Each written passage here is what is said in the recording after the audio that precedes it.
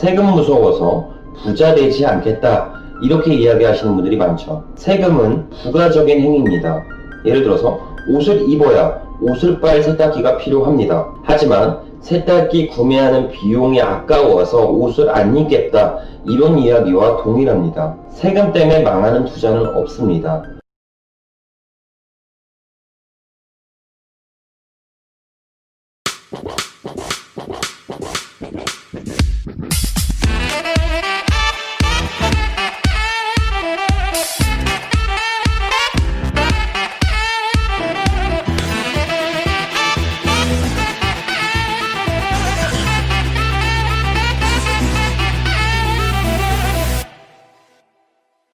자, 반갑습니다. 대장 김상준입니다. 요즘에 부동산 고강도 대책으로 인해서 오피스텔 투자가 각광받고 있는 추세입니다. 그래서 오늘은 오피스텔 투자 시 주의해야 될 점과 세금적인 항목에 대해서 A서부터 Z까지 전반적으로 공개해드리면서 말씀을 드리도록 하겠습니다. 자, 우선 오피스텔 취득 시 가장 많이 물어보시는 것들 중에서 양도소득세, 주택수의 합산, 취득세 중과 경락대출의 여부 등 세금적인 공적인 부분에 대해서 전체적으로 뜯어서 말씀 한번 드려보도록 할게요. 자, 첫 번째로 오피스텔 취득세입니다. 기존 주택의 경우에는 취득 가액에 따라 1에서 3% 정도였지만 이번 대책으로 인해서 조정지역의 경우 2주택부터 8%, 3주택은 12% 중과되었습니다.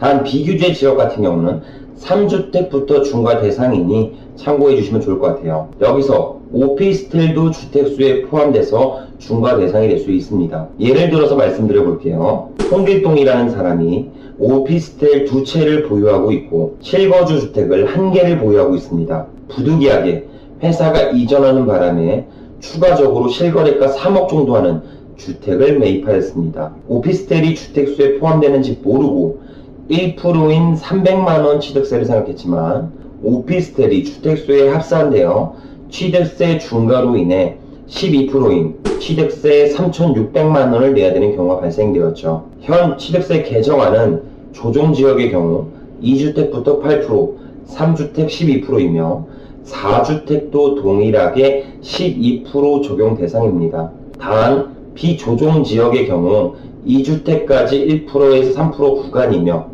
3주택부터 8%, 4주택부터 12%에 해당합니다. 추가적으로 법인이 주택을 매입할 경우는 1주택부터 12% 중과됩니다. 하지만 일시적 2주택 비과세에 해당하는 경우에는 기존대로 1에서 3% 적용 대상이니 참고하시면 좋을 것 같아요. 2020년도 8월 11일 이후에 매입한 오피스텔은 주택수에 합산되어 10배 이상의 취득세가 올라가기 때문에 본인의 주택수를 정확하게 계산하셔야 됩니다. 단 2020년 8월 11일 이전에 매입한 상업용 오피스텔은 주택수에 포함 안 되니 참고하시면 좋을 것 같습니다.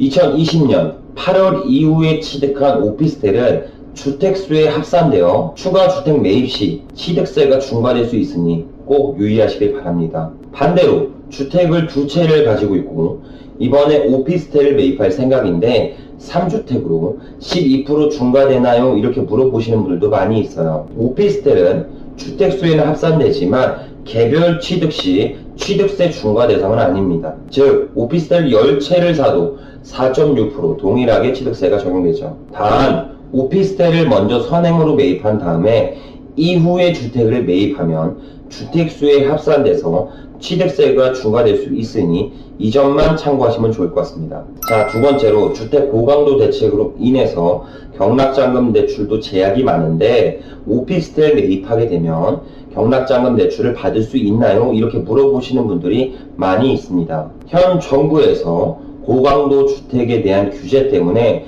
조정지역 내에서는 주택에 대한 경락자금 대출 한도가 40% 한해서 결정돼서 대출이 실행됩니다. 만일 15억 이상의 고가 부동산이라면 경락자금 대출이 전혀 실행되지 않습니다. 하지만 오피스텔은 규제 대상이 아닙니다. 그 이유는 오피스텔은 기본적으로 상업용 시설이고 정부에서 규제하는 주거용 시설이 아니기 때문이죠. 따라서 오피스텔은 낙찰받음과 동시에 감정가의 70%, 낙찰가의 80% 중 적은 금액으로 경락자금 대출이 실행됩니다. 단, 낙찰가율을 80% 미만으로만 진입할 수 있다면 경락자금 대출의 레버리지를 90%까지 극대화해서 받을 수도 있습니다. 자, 그럼 세 번째로는 오피스텔을 매입함에 동시에 양도소득세는 어떻게 달라지는지 그 부분에 대해서 말씀을 드려볼게요. 양도소득세 적용 범위는 세대 범위 안에서 결정됩니다. 즉, 주민등록상에 같이 기재되어 있는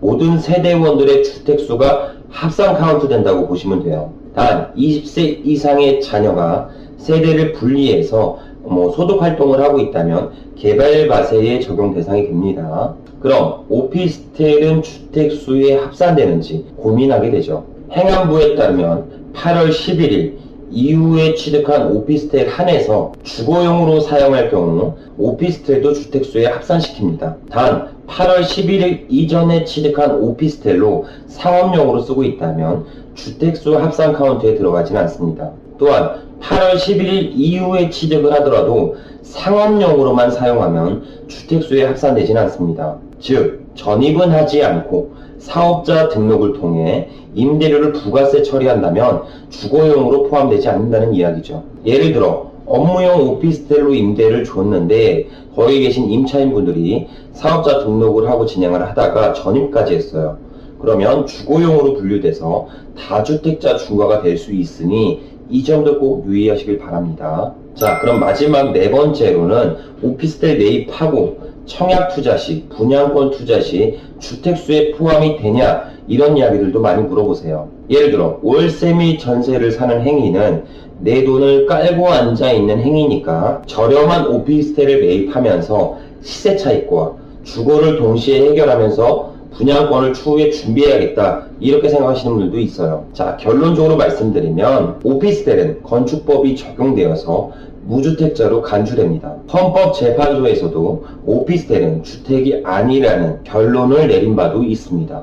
즉, 오피스텔을 구매하여 실거주와 투자를 병행하면서 추후 분양권 투자를 할 수 있다는 이야기죠. 단, 취득세 중과는 대상이 될 수 있으니까 이 점 참고하시면 좋을 것 같습니다. 자, 오늘은 오피스텔 구입 시 세금적으로 꼭 알아야 되는 부분들, 중요한 부분들만 요약해서 말씀드렸습니다. 해당 내용들이 좀 복잡할 수 있어서 팩트만 추려서 다시 한번 말씀드려볼게요. 자, 첫 번째, 오피스텔만 취득할 경우 단일세율 4.6%의 취득세가 적용됩니다. 단, 오피스텔을 매입 후 주택을 개별적으로 매입하게 되면 취득세 중과 대상이 됩니다. 두 번째, 강력한 주거용 부동산 규제로 인해 주택의 대출은 어렵지만 오피스텔의 경우 상업용 시설로 인정되어 약 80% 선에서 경락자금 대출이 가능합니다. 세 번째로는 오피스텔도 양도세 중과 대상 여부이죠. 8월 11일 이후에 취득분 하나여 주거용 오피스텔은 주택수에 포함됩니다. 단, 사업자 등록으로 전입을 하지 않고 사업용으로만 쓰는 오피스텔의 경우는 주택수가 미포함됩니다. 마지막 네 번째는 오피스텔 매입 후 청약 투자 시 주택수의 포함 여부입니다. 아파트 청약 시 오피스텔은 건축법이 적용되어 무주택으로 간주됩니다. 단, 주택에 합산되어 취득세는 중과될 수 있으니 이 점 유의하시길 바랍니다. 자, 이처럼 오피스텔은 각종 세금 및 중과에 대해서 다소 복잡할 수는 있습니다. 그 이유는 부동산을 취득 시 부동산에 세금을 납부하는 각 출처가 전부 다르기 때문입니다. 취득세는 지방세에 속하게 됩니다. 즉, 특별시, 광역시, 도시, 군 같은 행정기관에서 징수하는 세금이죠. 주민의 이익을 위해서 사용되는 세금입니다. 양도세는 국세에 속하게 되며 국가의 재정 수입을 위해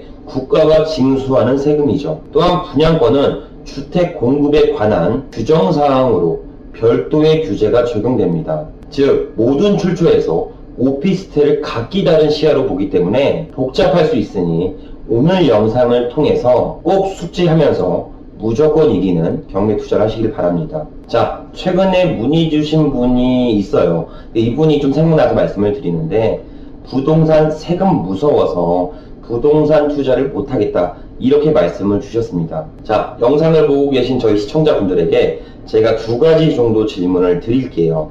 그럼 한 가지만 선택해 보시면 될 것 같습니다. 경제적인 자유를 위해서 부자가 되고 싶으세요? 아니면 아무것도 하지 않고 세금 또한 내지 않는 게 좋은 것일까요? 이렇게 물어보면 통상적으로 세금 내기 싫어요, 망할 것 같아요, 이렇게 이야기하면서 선택하시는 경우가 다소 있습니다. 그냥 심플하게 부자 되겠다는 생각만 하시면 되는데 세금 무서워서 부자 되지 않겠다 이렇게 이야기하시는 분들이 많죠. 세금은 부가적인 행위입니다. 예를 들어서 옷을 입어야 옷을 빨 세탁기가 필요합니다. 하지만 세탁기 구매하는 비용이 아까워서 옷을 안 입겠다 이런 이야기와 동일합니다. 세금 때문에 망하는 투자는 없습니다. 오히려 아무것도 안 해서 망하는 케이스가 더욱더 많이 나오죠. 세금은 번 돈에서 일부를 지출하게 되는 겁니다. 2천만원 세금 내기 싫어서 5천만원 안 벌겠어요, 이런 생각은 안 하셨으면 좋겠습니다. 자, 오늘은 오피스텔 투자에 대해서 세금적인 부분을 A서부터 Z까지 뜯어서 요약적으로만 말씀을 드렸습니다. 꼭 참고하셔서 현명한 투자, 성공적인 투자를 하셨으면 좋겠습니다. 자, 오늘 하루도 고생 많으셨습니다. 감사합니다.